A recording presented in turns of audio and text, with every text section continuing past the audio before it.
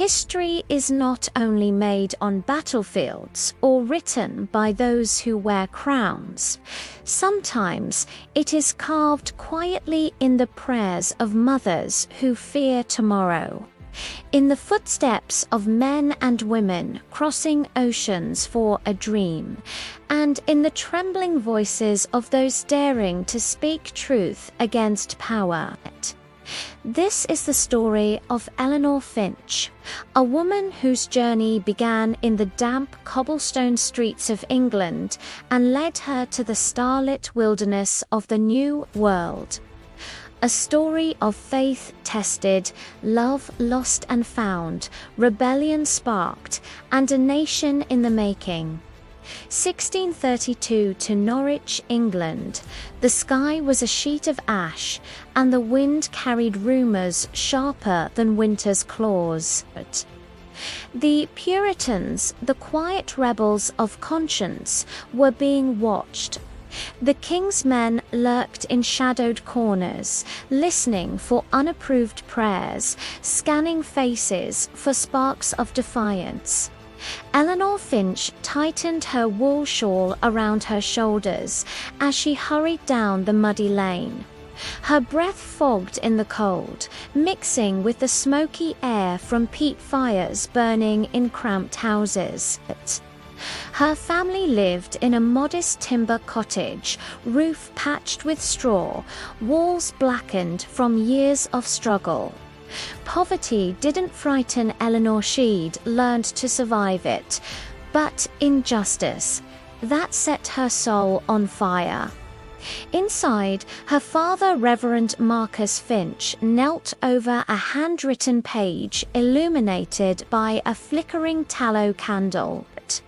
"More sermons, Father," she whispered. "No," he replied softly, "a plea, a truth the crown fears." He lifted the parchment words dripping with conviction.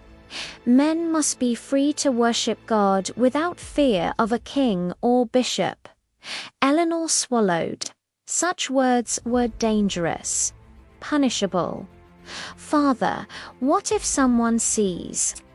Before she finished, the door crashed open. Two soldiers stormed in, boots caked in filth, steel helmets glinting.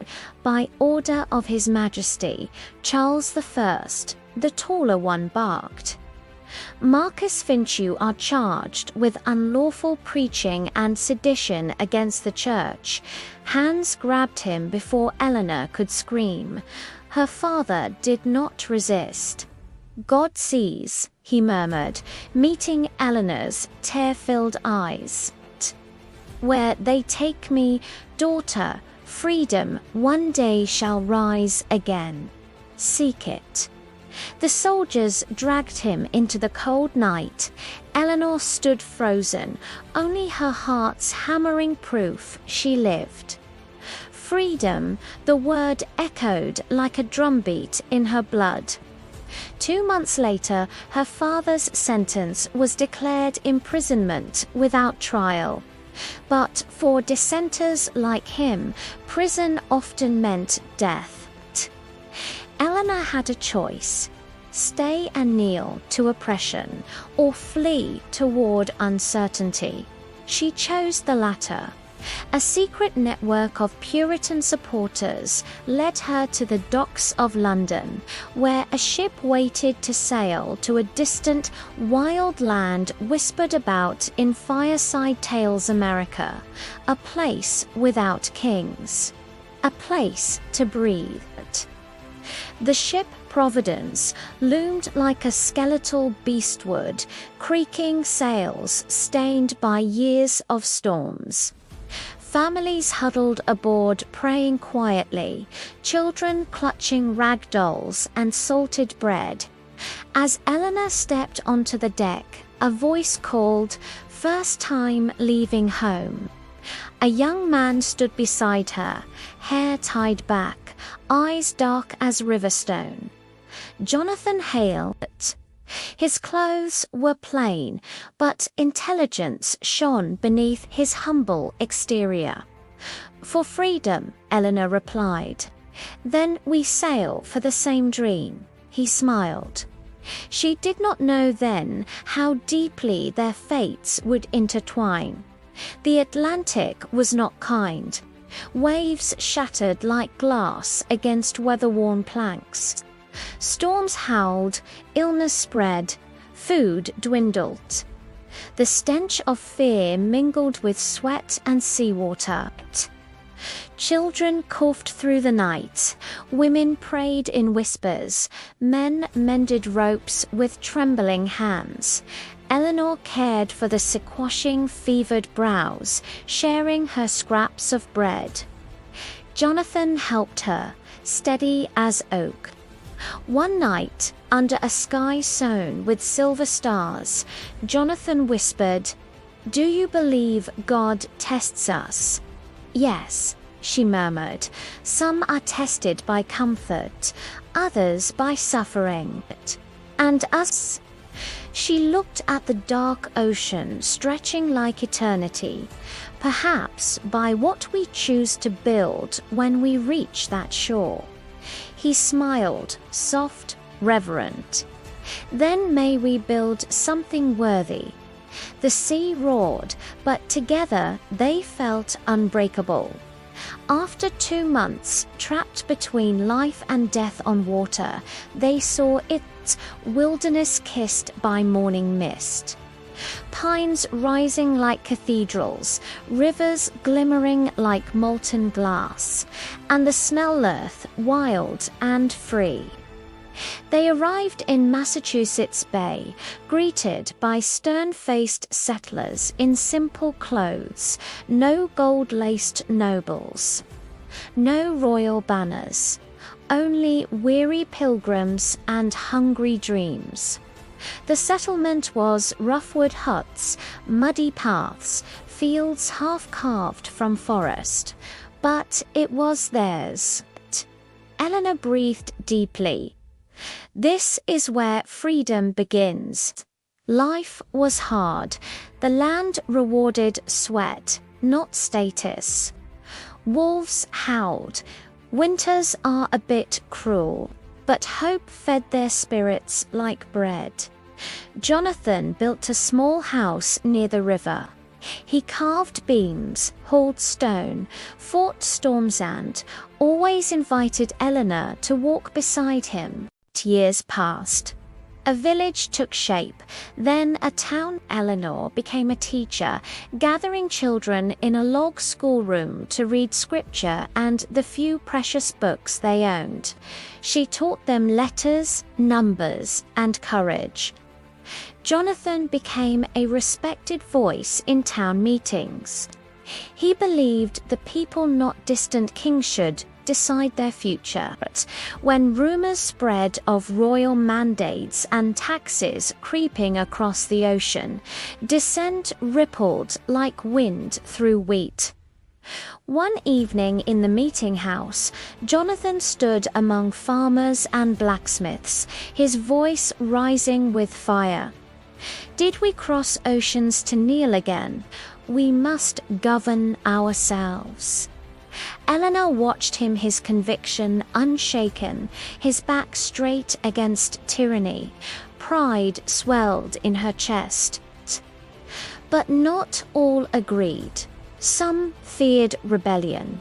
Some clung to tradition like an old coat. "This talk is dangerous," warned Magistrate Halford. "The Crown will not tolerate disobedience." Jonathan met his gaze. "The Crown did not plant our fields, nor bury our dead in winter. This land we earned." A rumble of approval filled the hall. Eleanor realized history was shifting not by decree, but by courage. One autumn evening, as the town celebrated post-harvest blessings, distant shouts shattered the calm. Smoke, flames, chaos. A group of royal loyalists attacked the settlement, claiming authority under the king's name to punish sedition. Houses burned, men fought with axes and muskets, women shielded children in root cellars.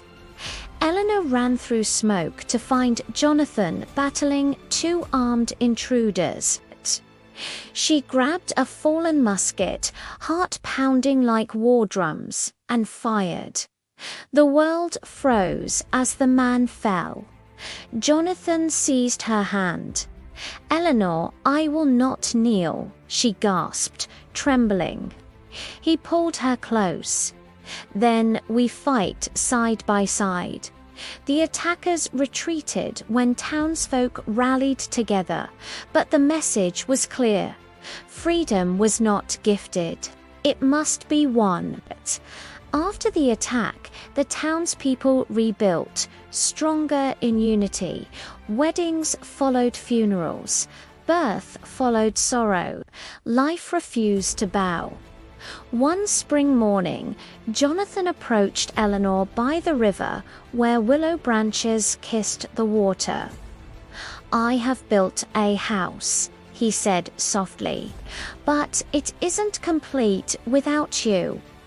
She felt the world soften, breathe. "Jonathan, our lives are not promised peace." "No," he whispered, "but they can hold purpose and love." She smiled through tears. "Then yes, let us build together." They married beneath an arch of pine boughs, their vows carried on fresh wind, and for a time peace lived in their small wooden home fire, crackling bread baking, laughter echoing against cedar walls, until history called again. The year was 1775. Whispers turned to protests, protests to defiance, defiance to war. Across the colonies, men marched, bells tolled, gunpowder scented the air. The fight Eleanor's father once dreamed of had come the American Revolution. Jonathan joined the colonial militia, standing shoulder to shoulder with farmers. Cobblers and blacksmiths, ordinary men turned soldiers by extraordinary need. Eleanor watched him strap on his leather satchel, hands steady though her heart quivered. "You fight for all of us," she whispered, "and you keep hope alive," he replied, kissing her forehead. Then he marched away, flags fluttering, drums beating freedom's march. War is not noble. It is mud and blood, hunger and cold, graves dug by weary hands. Eleanor served as a healer, mixing herbs, sewing wounds, and comforting mothers. She read letters aloud for wives, buried sons who never grew old, prayed until her knees bruised. One winter, news arrived Jonathan was wounded at Bunker Hill. She rushed to the camp, her cloak whipped by icy wind. There he lay thin, pale but alive. "You came," he whispered. "I will always come." She stayed by him until spring, their love stitched deeper than any wound. And when he returned to battle, she did not weep in fear. She stood straighter. Doubt was wasted breath. Faith was fuel. 1783 victory. The British surrendered. Tears and cheers filled streets from Boston to Virginia. Freedom rang not perfect, not complete, but real. Jonathan returned home, forever changed, eyes older, heart heavier, but spirit unbroken. They rebuilt life, brick by brick, scar by scar. Years later, when the Constitution was drafted, they traveled to Philadelphia to witness history. Eleanor stood in Independence Hall, air alive with debate and destiny. We hold these truths. Someone recited, voice trembling. Eleanor felt her father's ghost beside her, smiling through time. The dream that began in whispered prayers and secret ships had become a nation. Eleanor Finch lived to see grandchildren play under the flag of a free country. She planted apple trees where her husband built their first shelter. She taught generations to read, to question, to hope. When she died at age 84, townspeople carved on her stone, she believed liberty was worth crossing oceans and worth standing for when oceans rose against her. And every spring, when blossoms opened on her apple trees, children whispered her name like a prayer lanna, the woman who crossed a sea so others could stand free. America did not begin with muskets or banners. It began with hearts like hers, courageous, faithful, unyielding.